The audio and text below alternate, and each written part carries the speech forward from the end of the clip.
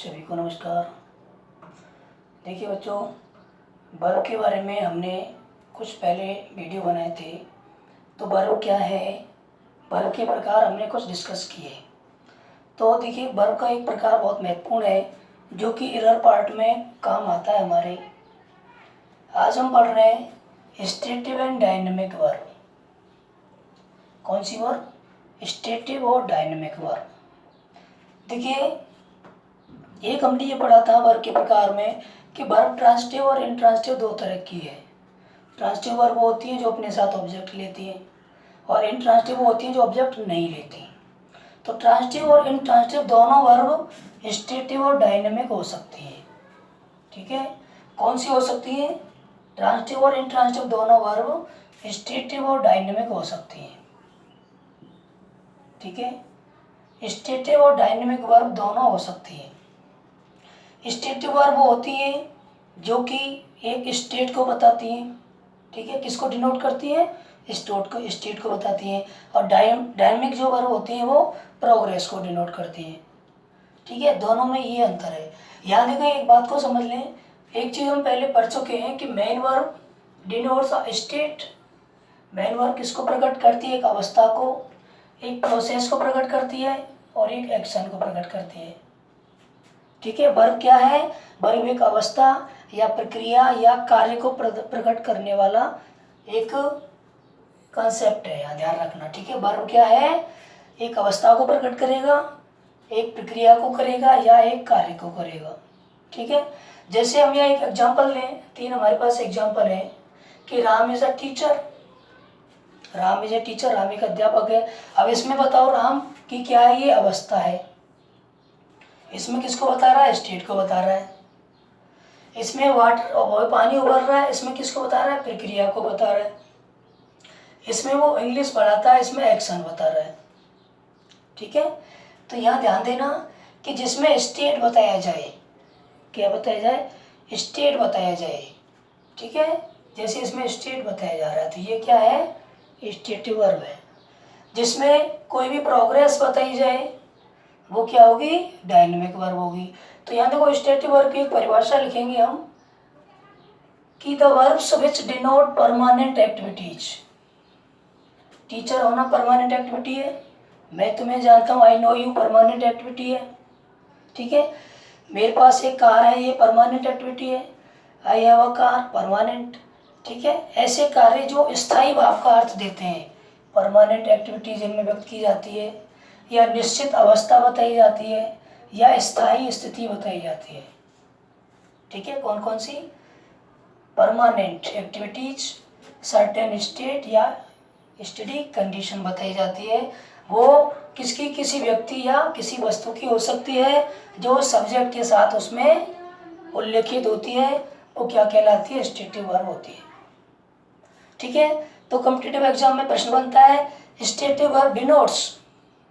Option आपको मिलेगा permanent activity and state, A, be progressive, ठीक है, सी प्रोग्रेसिव और परमानेंट एक्टिविटीज, डी। इस तरह से चार ऑप्शन बन जाएंगे।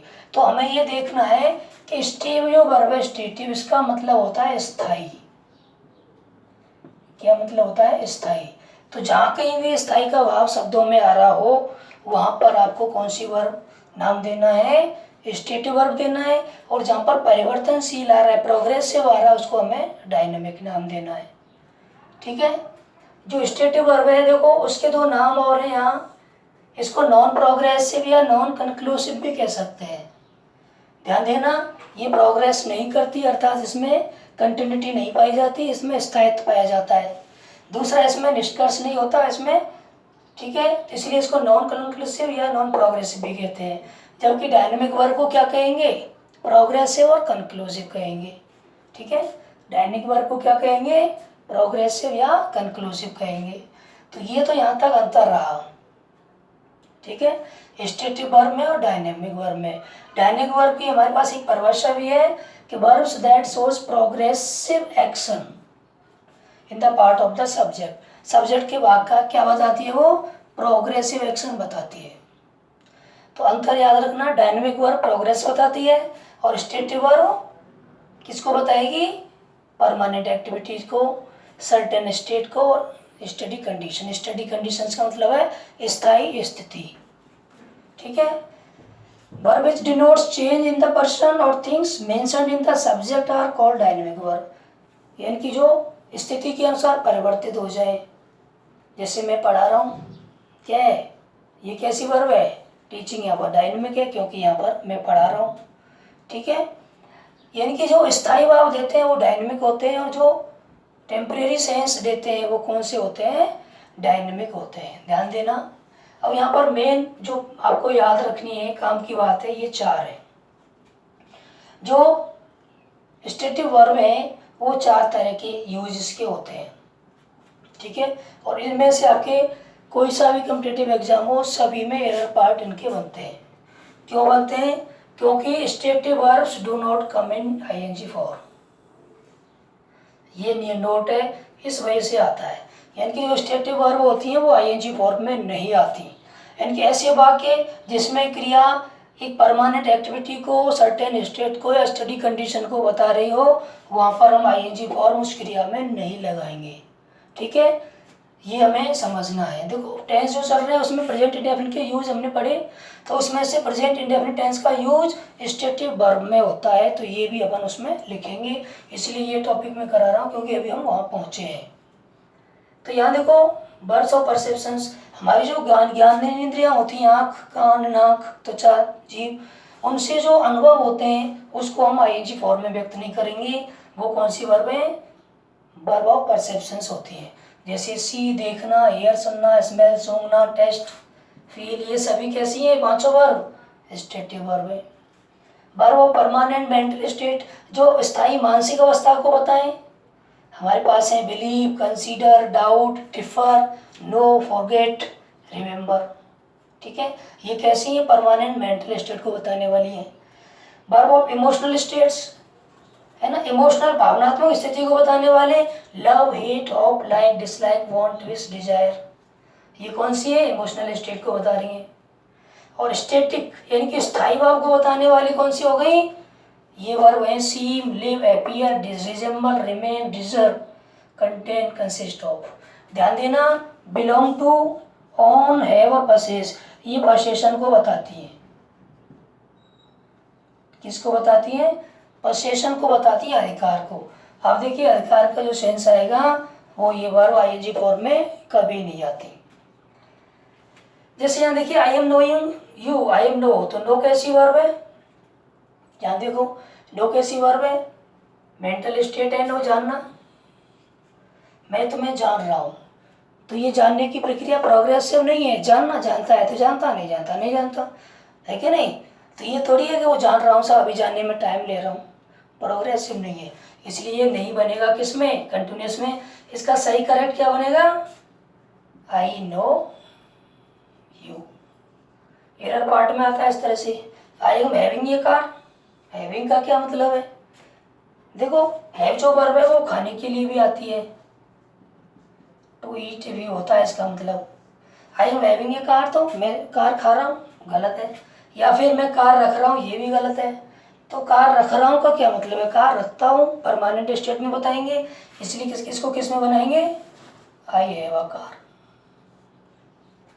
यानी कि ध्यान देना, स्टेटिव जो वर्ब होती हैं ये वर्ब आईएनजी फॉर्म में नहीं आती, अर्थात इनका हम प्रयोग आईएनजी फॉर्म में नहीं करेंगे। अगर इनमें से किसी वर्ब को आईएनजी फॉर्म में व्यक्त किया गया है तो उसका सेंस स्टेटिव नहीं होगा, अर्थात वो स्थायी भाव प्रकट नहीं करेगी। ठीक है। जैसे मैं कहूँ कि जैसे वाक्य हम पढ़ेंगे इसमें, आई एम टीचिंग यू, ठीक है, ये नहीं, the doctor is feeling his pulse, feeling, doctor is feeling his pulse, यानी कि नब्ज की जांच कर रहा है, तो यहाँ पर फीलिंग का अर्थ क्या होगा? जांच करना होगा। आई सी यू, तो सी कौन सी वर्ब है? ज्ञानेंद्रिय की वर्ब है। ठीक है। अगर इसमें बोलेंगे आई एम सीइंग यू, तो यहाँ पर सी का अर्थ मिलना होगा, सी का अर्थ देखना नहीं होगा। तो वो अपना अर्थ बदल लेती है अगर इनका प्रयोग कहीं भी हो रहा है। लेकिन परमानेंट यानी कि स्टेटिव के रूप में अगर इसका अर्थ हो रहा है कहीं भी प्रयोग हो रहा है तो आईएनजी फॉर्म में नहीं आएगा, ये एरर पार्ट है। ठीक है। डायनेमिक जो वर्ब है, डायनेमिक वर्ब में आप कंटिन्यूस बना सकते हैं, प्रोग्रेसिव हो सकता है। विशेष रूप से आपसे अगर कोई पूछे तो इसके यूज कहाँ कहाँ हैं, तो इसका एक यूज टेम्परेरी एक्शन में होता है। टेम्परेरी एक्शन मतलब अस्थायी कार्य, जैसे आई एम टीचिंग यू, मैं तुम्हें पढ़ा रहा हूँ। आई एम अ टीचर, मैं एक अध्यापक हूँ, ये कैसा है, ये परमानेंट है, ये स्थायी भाव है। इसमें कौन सी वर्ब लगाई, स्टेटिव वर्ब लगाई। लेकिन मैं कहूँ आई एम टीचिंग यू, मैं तुम्हें पढ़ा रहा हूँ, तो ये टेम्परेरी सेंस से अभी पढ़ा रहा हूँ, हो सकता है नहीं पढ़ा। ठीक है, तो इसमें कौन सा होगा, टेम्परेरी सेंस होगा। बॉडली सेंसेशन, शारीरिक अनुभूति, माई टीथ आर एकिंग, मेरे दांत में दर्द हो रहा है, हो रहा है। ठीक है, लगाएंगे डायनेमिक। मोमेंट्री एक्टिविटी, क्षणिक जो क्रिया होती है, इट इज ड्रिजलिंग, बूंदाबांदी हो रही है, बरसात हो रही है, इट इज रेनिंग, बरसात हो रही है। ठीक है। वॉलेंट्री एक्टिविटी, स्वैच्छिक क्रिया, अपने मन से जब हम कोई काम करें तो हम उसमें डायनेमिक वर्ब लगाते हैं। जैसे doctor is feeling his pulse, doctor उसकी नब्ज जांच कर रहा है, तो वो अपने मन से कर रहा है, ज़बरदस्ती कर नहीं सकते हम। ठीक है, तो डायनेमिक वर्ब को हम कंटिन्यूस में बना सकते हैं, जबकि स्टेटिव वर्ब का कंटिन्यूस नहीं बनता। और ये कौन कौन सी वर्ब हैं, स्टेटिव और डायनेमिक, ये हमें बहुत काम आती है, तो आप इनको फटाफट एक बार नोट करें ताकि ये आगे काम आ जाए। देखो क्लियर किस तरह से लिखोगे, हेडिंग डायलॉग स्टेटिव वर्ब। ठीक, स्टेटिव वर्ब की डेफिनेशन ये लिख लें। ठीक है, और डायनेमिक वर्ब की डेफिनेशन ये लिख लें। उसके बाद स्टेटिव वर्ब के ये प्रकार हो गए सभी इधर, और ये नीचे डायनेमिक वर्ब के यूज हो गए, ये स्टेटिव वर्ब के यूज हो गए। ठीक है, ये इसके एग्जाम्पल हैं और ये इसके साथ हमने दे रखा है। इस तरह से आप लिखें और उसके बाद आगे मिलते हैं वीडियो में। वीडियो को शेयर करें, लाइक करें, कमेंट्स करें। अगर कोई प्रॉब्लम है तो कमेंट्स करके प्रश्न पूछें, आपके प्रश्न का जरूर उत्तर दिया जाएगा। ठीक है, मिलते हैं नेक्स्ट वीडियो में। Thank you.